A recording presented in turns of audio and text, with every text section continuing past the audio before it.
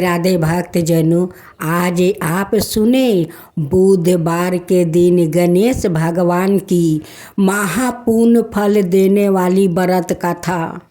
जो गणेश भगवान के कथा सुनते हैं, उनकी आरती करते हैं, उन पर गणेश भगवान प्रसन्न होते हैं। उनकी सारे मनोकामनाएं के गणेश भगवान वो पूरा कर देते हैं।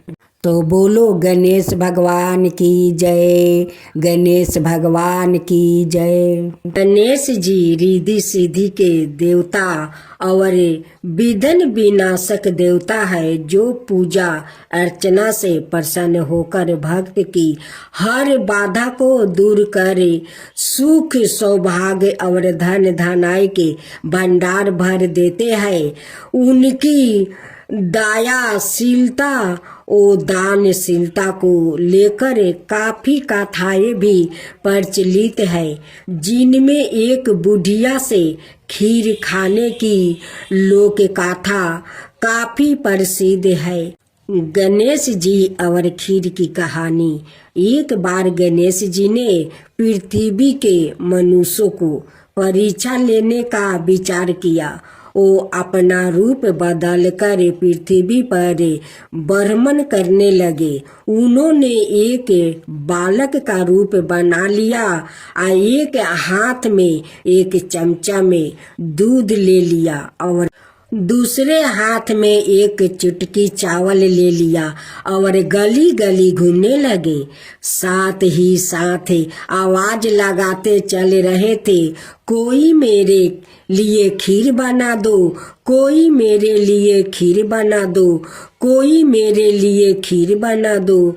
कोई भी उन पर ध्यान नहीं दे रहा था, बल्कि लोग उन पर हंस रहे थे। वो लगातार एक गांव के बाद दूसरे गांव इसी तरह चक्कर लगाते हुए पुकारते रहे, पर कोई खीर बनाने के लिए तैयार नहीं था।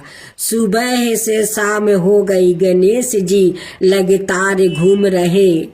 एक बुढ़िया थी, शाम के वक्त अपनी झोपड़ी के बाहर बैठी हुई थी। तभी गणेश जी वहां से पुकारते हुए निकले कि कोई मेरी खीर बना दे, कोई मेरी खीर बना दे।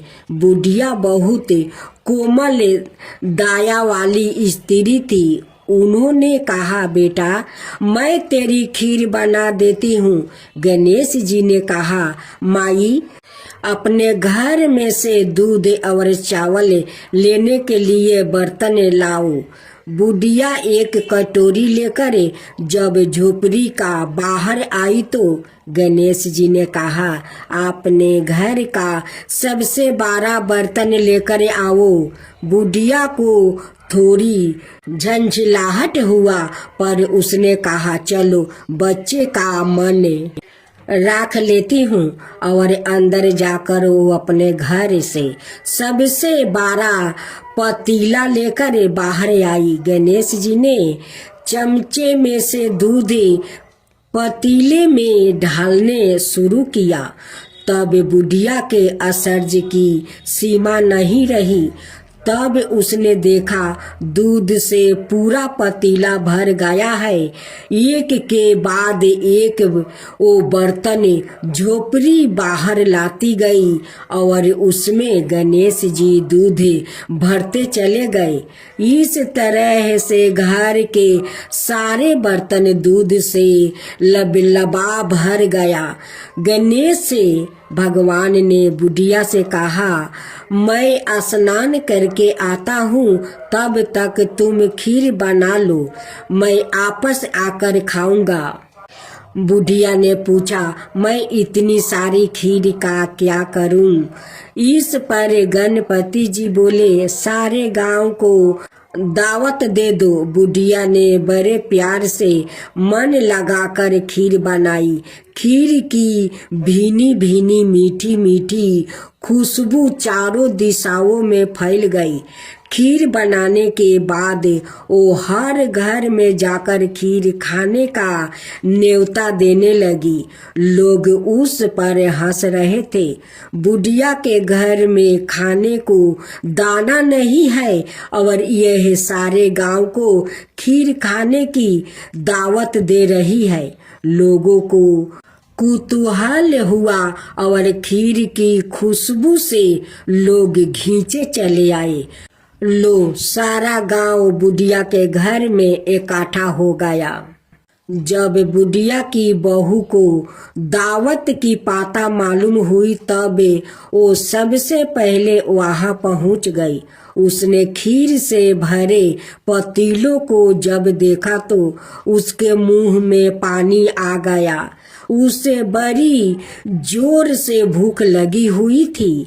उसने एक कटोरी में खीर निकाल ली और दरवाजे के पीछे बैठकर खाने की तैयारी करने लगी।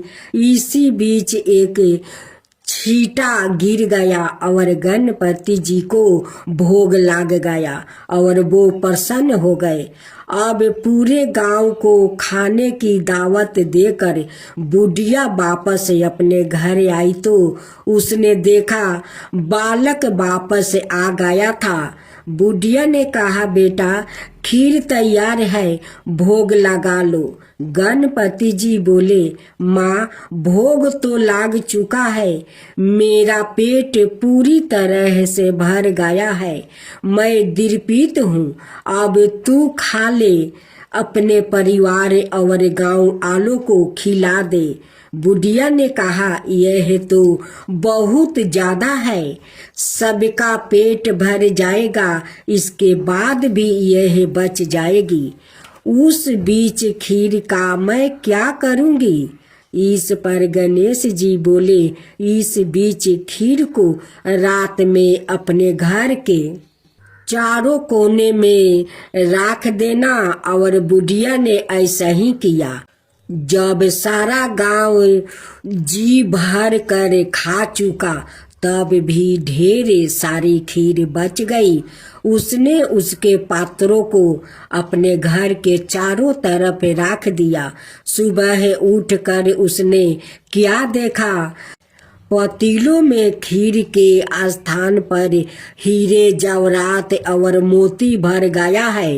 वो बहुत खुश हुई, उसकी सारी दलीदरता दूर हो गई और वो आराम से रहने लगी। उसने गणपति जी का एक भाव मंदिर बनवाया और साथ में एक बड़ा सा तालाब भी खुदवाया। इस तरह उसका नाम दूर दूर तक प्रसिद्ध हो गया।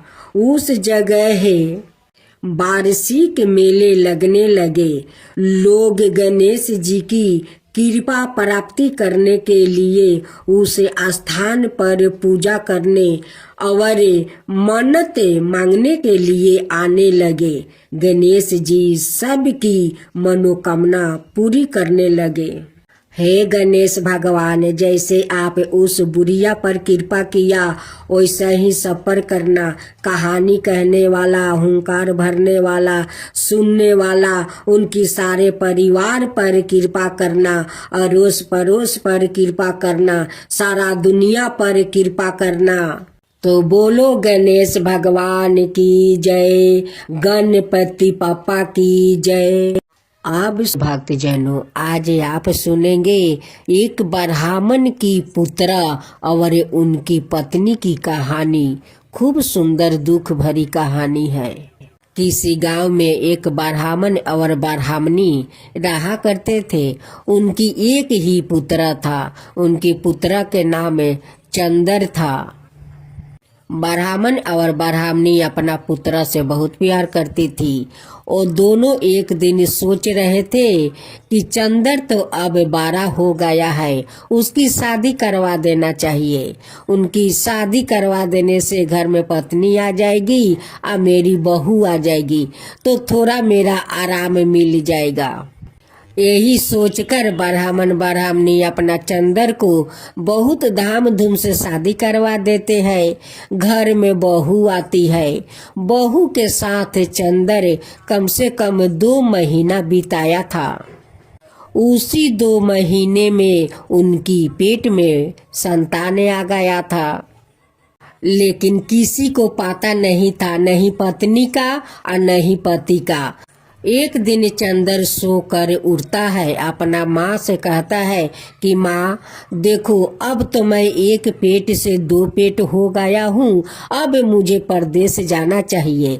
माँ ये बात सुनकर बहुत खुश हो जाती है, कहती है कि मेरा बेटा तो अब बहुत बड़ा हो गया है, अब अपना संसार संभालने के लिए बात करता है, कमाने के लिए बात करता है। चंदर कहता है कि माँ देखो, और कितना दिन मैं बैठ कर खाना खाऊंगा, मैं परदेश जाता हूँ कमाने, मुझे तो अब कमाना चाहिए। देखो हमारा एक पेट से 2 पेट हो गया है। चंदर के पत्नी कहती है कि आप परदेश जाएंगे तो मुझे महके में छोड़ आइएगा, आकर एक बार गावना करा कर ले आइएगा। सासू माँ कहती है कि बहू तो ठीक है बात कहती है, जा बेटा उसको मायके छोड़ाओ। चंदर अपना पत्नी को छोड़कर वो परदेश चला जाता है। वो 1 साल के बाद लौटता है और उनकी पत्नी का इधर एक संतान खूब सुंदर होता है। उनकी बेटा को देखते देखते 6 महीना का हो गया। जब चंदर परदेश से लौटा तो अपना माँ से कहता है कि माँ मैं जाता हूँ पत्नी को गावना कराने। माँ कहती है कि बेटा जा, तू गावना करा कर अपना पत्नी को ले आओ। जब चंदर अपना ससुराल जाता है तो उनकी सासू माँ उनकी बेटा को गोद में डाल देती है। अब तो चंदर कहता है कि ये किसका लड़का है। सासू माँ कहती है कि दामाद जी ये तो आपका ही बेटा है, 6 महीना का हो गया है। अब तो चंदर भड़क जाता है, कहता है कि सासू माँ 2 महीना में कैसे मेरे पत्नी का पेट में संतान आ गया, ये हमारा संतान नहीं है, ये लगता है मेरे जाने के बाद कोई और के साथ रंग रलिया मनाई है, उसकी ये संतान है, ये मेरा संतान नहीं है।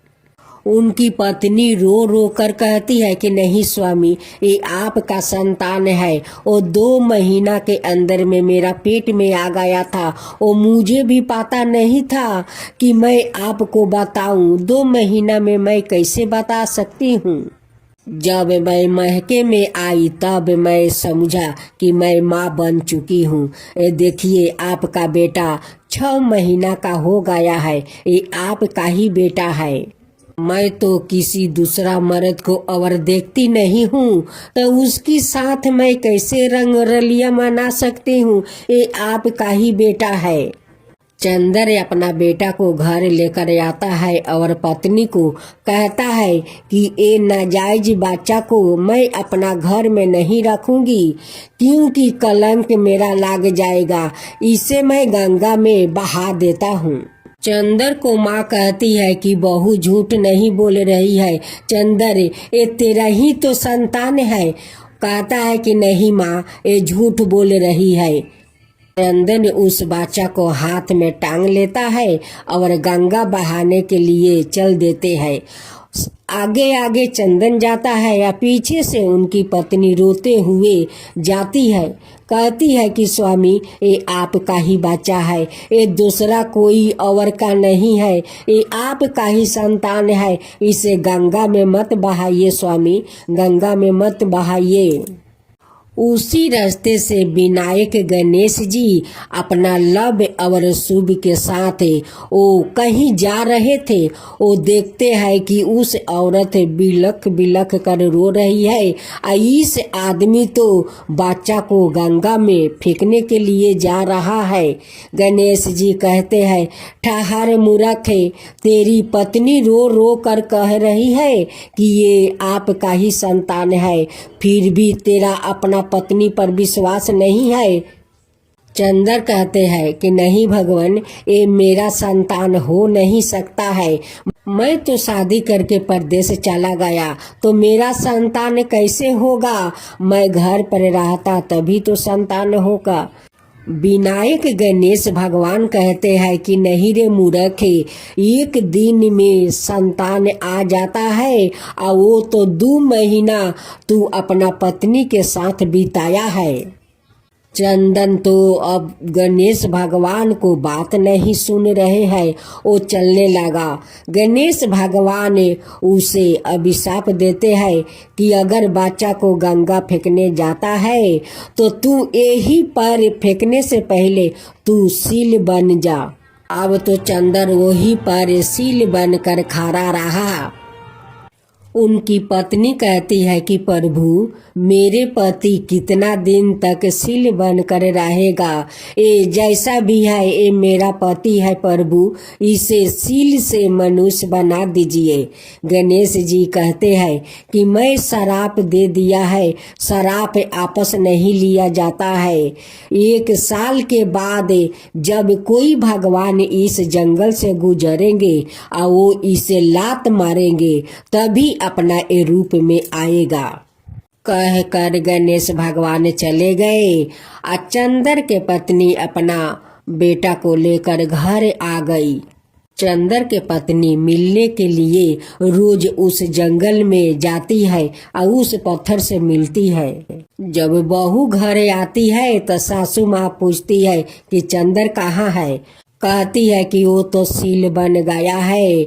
रास्ते में गणेश भगवान भेटाए थे, वो बहुत समझाए लेकिन आपका बेटा नहीं समझे। वो जिद करके मेरे बेटे को गंगा फेंकने जा रहा था। गणेश भगवान का गुस्सा आ गया और उन्हें शराप दे दिया कि तू 1 साल तक सील बनकर यहीं पर खड़ा रहेगा। जब कोई 1 साल के बाद भगवान आएंगे और तुझे लात मारेंगे तभी तू सील से मुक्ति होगा और तू मनुष्य बन जाएगा। चंदर का पत्नी 1 साल तक उस जंगल में उस अपना सील पति से रोज मिलने जाती थी। उनकी मन नहीं मानता था, उनका मन में तो कोई छल कपट नहीं था और नहीं किसी मर्द के ऊपर वो देखती थी। लेकिन चंदर को तो अपना क्रोध के कारण सील बनना पड़ा। एक दिन उसी रास्ता से गणेश अपना दोनों पत्नी के साथ गंगा या स्नान करने जा रहे थे।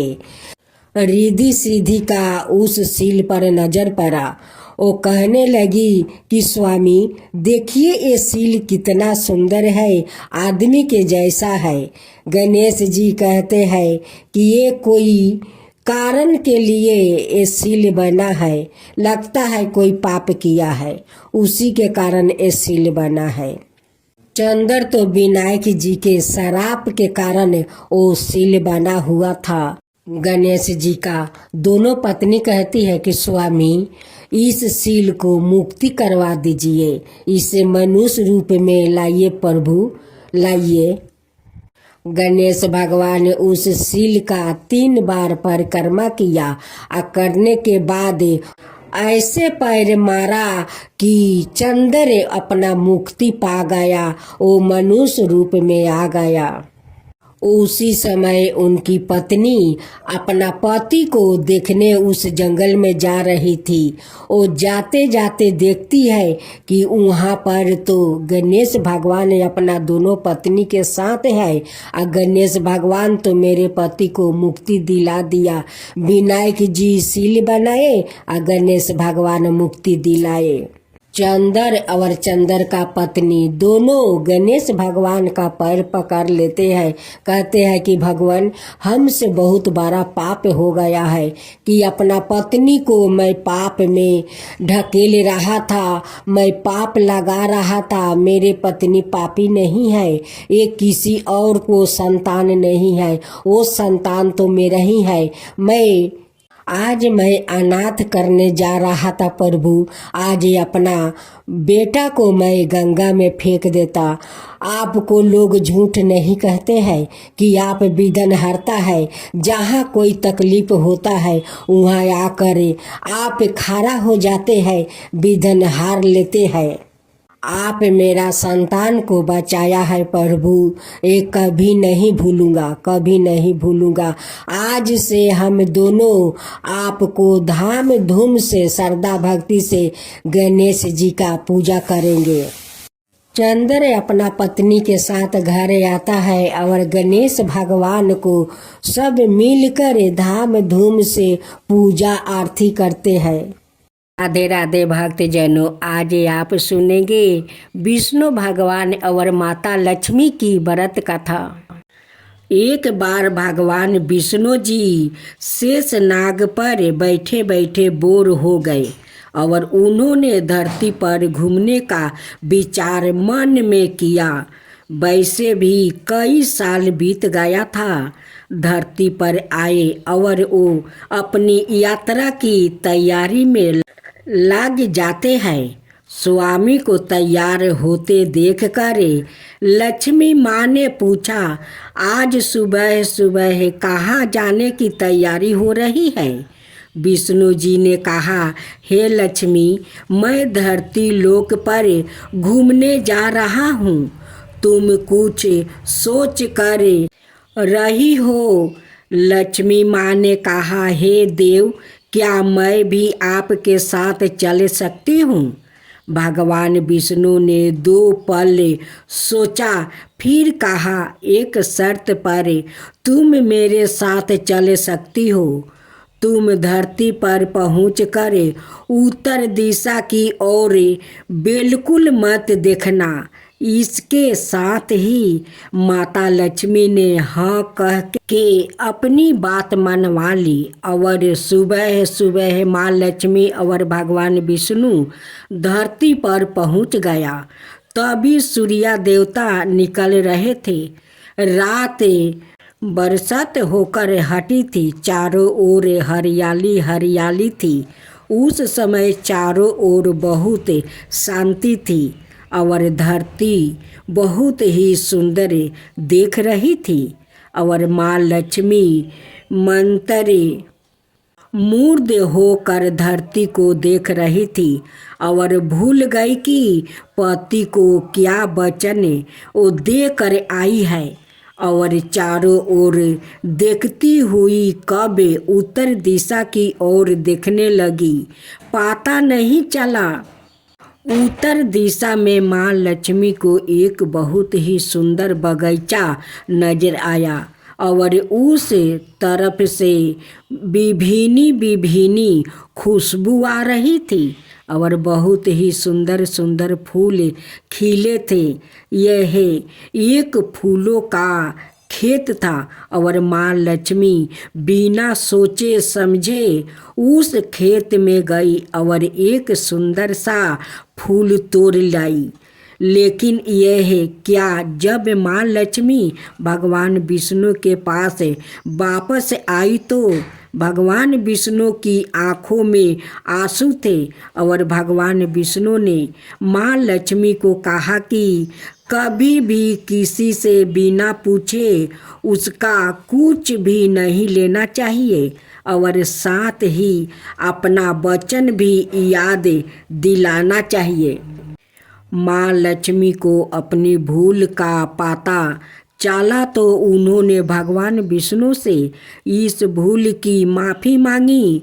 तो भगवान विष्णु ने कहा कि जो तुमने जो भूल की है उसकी सजा तो तुम्हें जरूर मिलेगी। जिस माली के खेत से तुमने बिना पूछे फूल तोड़ा है, यह एक प्रकार की चोरी है।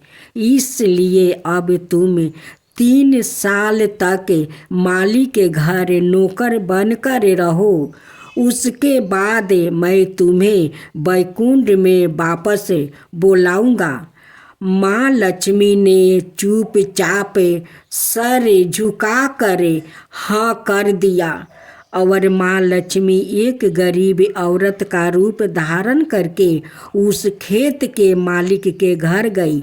घर क्या, एक झोपड़ी था और मालिक का नाम माधव था। माधव की बीवी 2 बेटे और 3 बेटियां थी। सभी उस छोटे से खेत में काम करके किसी तरह से गुजारा करती थी।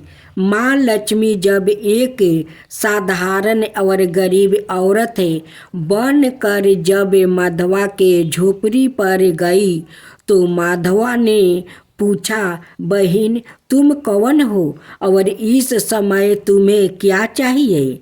तब माँ लक्ष्मी ने कहा, मैं एक गरीब औरत हूँ। मेरी देखभाल करने वाला कोई नहीं है। मैंने कई दिनों से खाना भी नहीं खाया। मुझे कोई भी काम दे दो, साथ में मैं तुम्हारे घर का काम भी कर दिया करूँगी।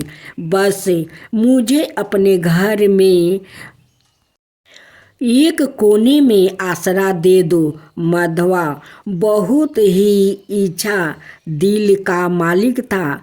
उसे दया आ गई, लेकिन उसने कहा, बहन मैं तो बहुत ही गरीब हूँ। मेरी कमाई से मेरे घर का खर्च मुश्किल से चलता है।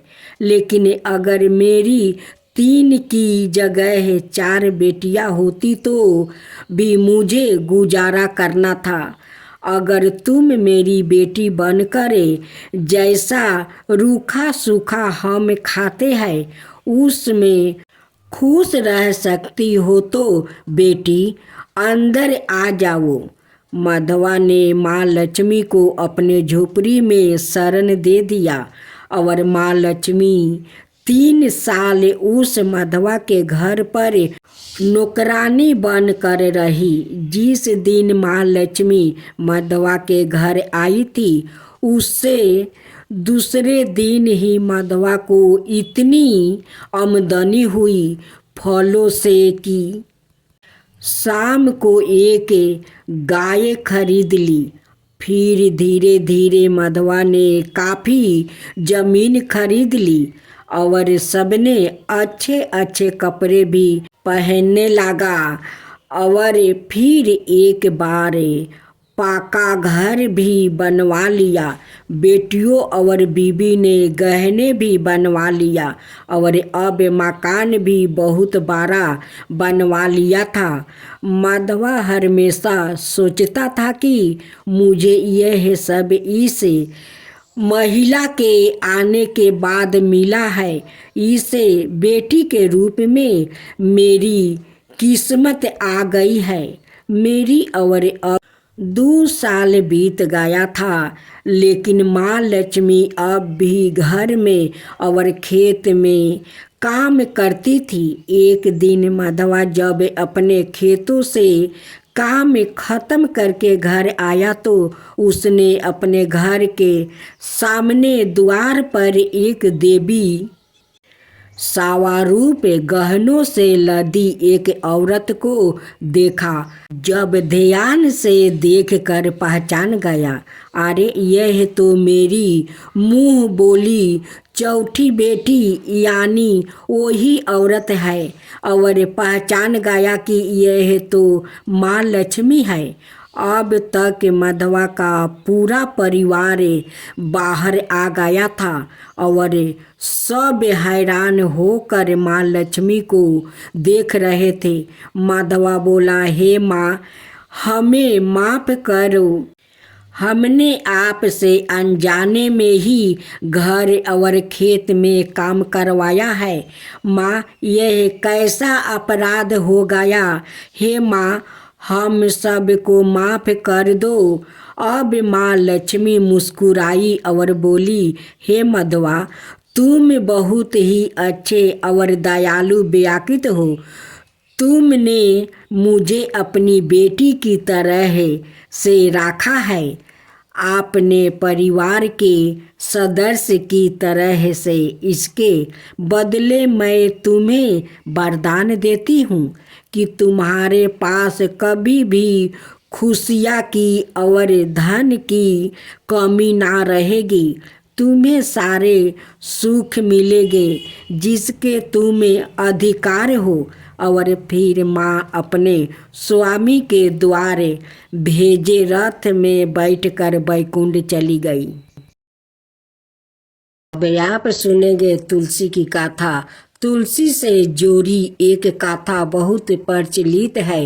श्री मद देवी भगवत पुराण में इनके अवतार की दिव्य लीला गाथा भी बनाई गई है। एक बार शिव ने अपने तेज को समुद्र में फैला दिया था। उससे एक महातेजस्वी बालक ने जन्म लिया। यह बालक आगे चलकर जलंधर के नाम से पराक्रमी दैत्य राजा बना। इसकी राजधानी का नाम जलंधर नगरी था।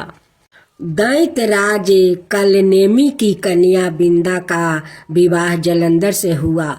जलंधर महाराक्षस था।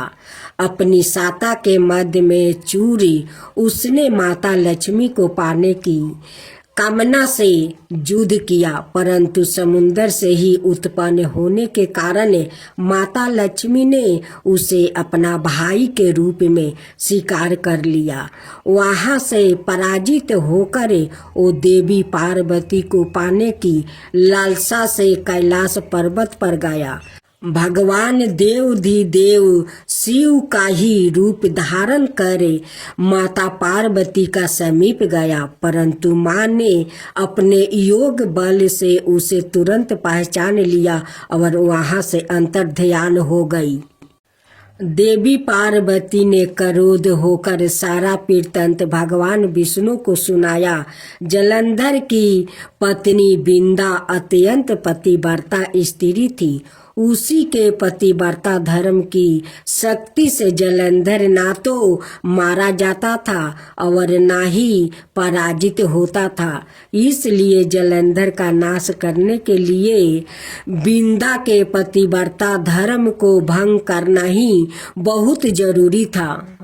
इसी कारण भगवान विष्णु ऋषि का भेष धारण कर वन में जा पहुँचे, जहाँ बिंदा अकेली बर्मन कर रही थी। भगवान के साथ 2 मायावीर राक्षस भी थे, जिन्हें देखकर बिंदा भयभीत हो गई। ऋषि ने बिंदा के सामने पल में दोनों को भस्म कर दिया। उनकी शक्ति देखकर बिंदा ने कैलाश पर्वत पर महादेव के साथ युद्ध कर रहे अपने पति जलंधर के बारे में पूछा। ऋषि ने अपने माया जाल से 2 बांदर प्रकट किया। एक बांदर के हाथ में जलंधर का सिर था और दूसरे के हाथ में धर। अपने पति की यह दशा देखकर बिंदा मूर्छित होकर गिर पड़ी।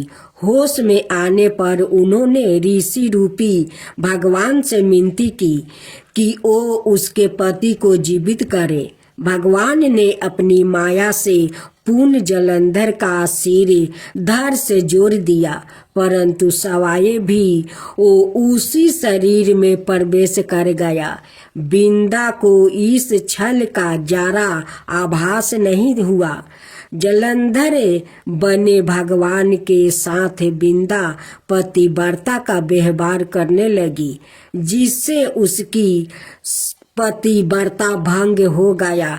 ऐसे होते ही बिंदा का पति जलंधर युद्ध में हार गया। इस सारी लीला का जब बिंदा को पता चला तो उसने क्रोध होकर भगवान विष्णु को शीला होने का श्राप दे दिया और सवाए सती हो गई। जहाँ बिंदा भस्म हुई वहाँ तुलसी का पौधा उगा। भगवान विष्णु ने बिंदा से कहा, हे बिंदा, तुम अपने सतीव्रता के कारण मुझे लक्ष्मी से भी अधिक प्रिया हो गई हो। अब तुम तुलसी के रूप में सदा मेरे साथ रहोगी। जो मनुष्य भी मेरे शालिग्राम रूप के साथ तुलसी का विवाह करेगा, उसे इस लोक और परलोक में विपुल यश प्राप्ति होगा। जिस घर में तुलसी होती है वहाँ यम के दूत भी असमय नहीं जा सकते। गंगा ओ नर्मदा के जल से स्नान अथवा तुलसी का पूजन बराबर माना जाता है। चाहे मनुष्य कितना भी पापी क्यों ना हो, मृत्यु के समय जिसके प्राण मंजीरी रहती, तुलसी और गंगा जल मुख में राख कर निगल जाते हैं, वो पापों से मुक्ति होकर वैकुंठ धाम को प्राप्ति होता है। जो मनुष्य तुलसी और आंवले की छाया में अपने पितरों का श्राद्ध करता है, उसके पितरों मोक्ष को प्राप्ति हो जाते हैं। उसी दैत जलंधर की यह भूमि जलंधर नाम से विख्यात है। सती बिंदा का मंदिर मोहल्ला कोट किशन चंद में स्थित है। कहते हैं इस स्थान पर एक प्राचीन गुफा थी जो सीधी हरिद्वार तक जाती थी। सच्चे मन से 40 दिन तक सती बिंदा देवी के मंदिर में पूजा करने से सभी मनोरथ पूर्ण हो। उन्हें पीपल पथवारी की कथा कहानी। एक बुढ़िया थी, उसने अपनी बहू से कहा, तू दूध दही बेच के आओ। वो बेचने गई तो रास्ते में औरत पीपल पथवारी सींच रही थी। उनको सींचता देखकर बहू ने पूछा कि तुम यह क्या कर रही हो? औरतों बोली कि हम पीपल पथवारी सींच रही हूँ, इससे अन्न और धन होता है।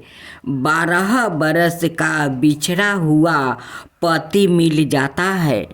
तो बहू बोली, ऐसी बात है तो तुम पानी से सींचती हो तो मैं दूध से सींचूंगी।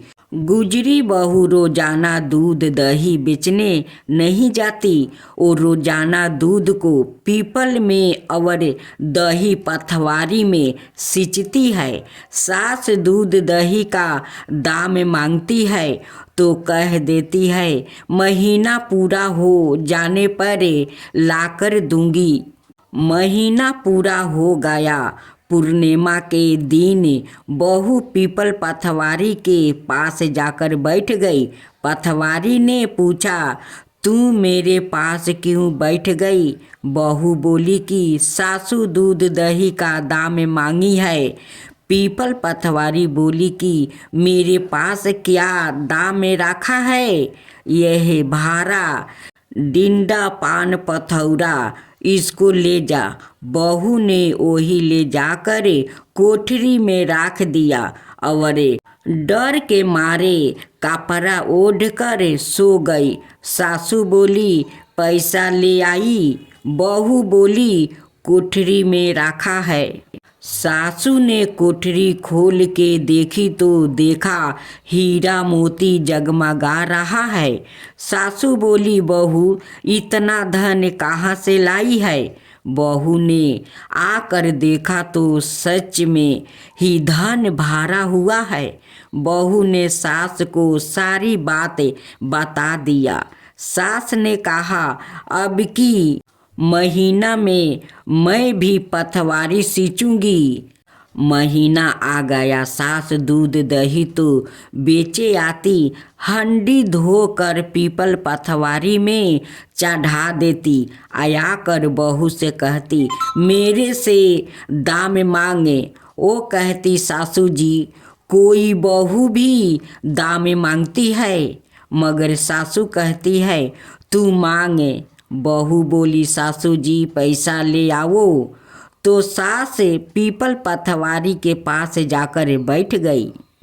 पीपल पथवारी ने सास को पान पथौरा भरे ढिंढरा दे दिया। उसने ले जाकर कोठरी में रख दिया।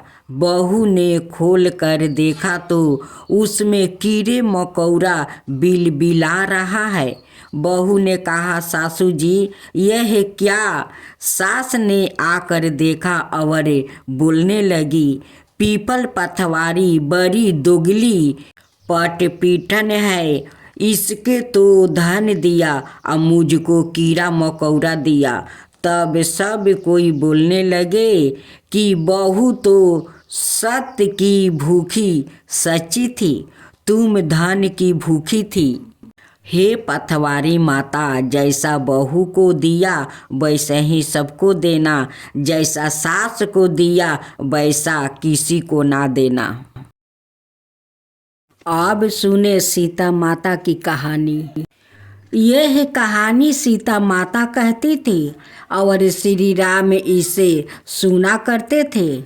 एक दिन श्री राम भगवान को किसी काम के लिए बाहर जाना पर गया तो सीता माता कहने लगी कि भगवान, मेरे तो 12 बरस का नित नियम है। अब आप बाहर जाएंगे तो मैं अपनी कहानी किसे सुनाऊंगी। श्री राम ने कहा कि तुम कुएं की पल पर जाकर बैठ जाना और वहाँ जो औरत पानी भरने आएगी उन्हें अपनी कहानी सुना देना। सीता माता कुएं की पल पर जाकर बैठ जाती है। एक स्त्री आती है। उसने रेशम की जरी की साड़ी पहन रखी थी और सोने का घारा ले रखा था। सीता माता उसे देख कर कहती है कि बहन, मेरा 12 बरस का नित नियम सुन लो। पर वो स्त्री बोली कि मैं तुम्हारा नित नियम सुनूंगी तो मुझे घर जाने में देर हो जाएगी और मेरी सास मुझसे लड़ेगी। उसने कहानी नहीं सुनी और चली गई। उसकी रेशम जरी की साड़ी फट गई। सोने का घारा मिट्टी के घड़े में बदल गया। सास ने देखा तो पूछा कि यह किसका दोष अपने सिर लेकर आ रही है। बहू ने कहा कि कुएं पर एक औरत बैठी थी। उसने कहानी सुनने के लिए कहा, लेकिन मैंने सुनी नहीं, जिसका यह फल मिला है।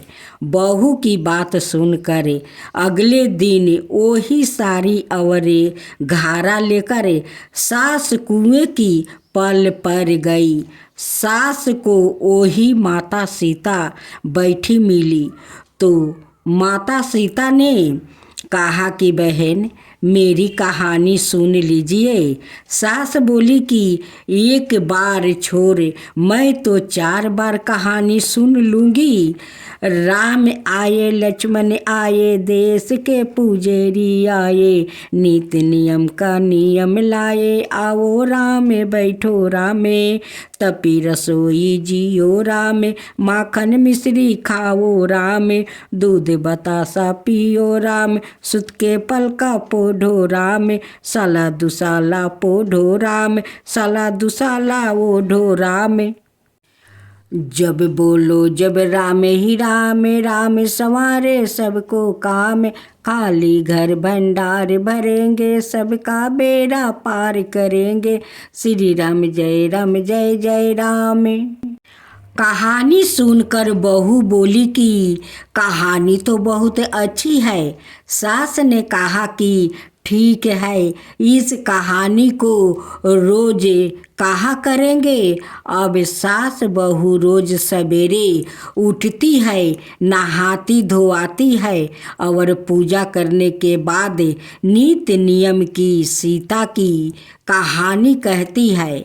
एक दिन उनके यहाँ एक पड़ोस की औरत आई और बोली कि बहन, जरा सी आँच देना। तो वो बोली कि आँच तो अभी हमने जलाई ही नहीं। पड़ोसन ने कहा कि तुम सुबह 4 बजे से उठकर क्या कर रही हो? फिर उन्होंने कहा कि सुबह उठकर हम पूजा करते हैं, फिर सीता माता की नित्य नियम की कहानी कहते हैं। पड़ोसन ने उनकी बात सुनकर फिर कहा कि सीता माता की कहानी कहने से तुम्हें क्या मिला है? वो बोली कि इनकी कहानी कहने से घर में भंडार भर जाता है, सारे काम सिद्ध होते हैं, मन की इच्छा भी पूरी होती है, पड़ोसिन कहती है कि बहन ऐसी कहानी तो मुझे भी सुना दो। फिर वो बोली कि ठीक है, तुम भी यह कहानी सुन लो। राम आए लक्ष्मण आए, देश के पुजेरी आए, नित्य नियम का नियम लाए, आओ राम बैठो राम। सारी कहानी सुनने के बाद पड़ोसिन कहने लगी, बहन कहानी तो मुझे बहुत अच्छी लगी है। अब वो पड़ोसिन भी नित्य नियम सीता माता की कहानी कहने लगी। कहानी कहने से सीता माता ने पड़ोसिन के भी भंडार भर दिया। अब तो पूरे मोहल्लों में नित्य नियम की गाथा चल पड़ी। हर किसी की मनोकामना पूरी होने लगी। हे सीता माता, जैसे आपने उनके भंडार भरे वैसे ही आप हमारे भी भंडार भरना, कहानी सुनने वाले के भी और कहानी कहने वाले के भी।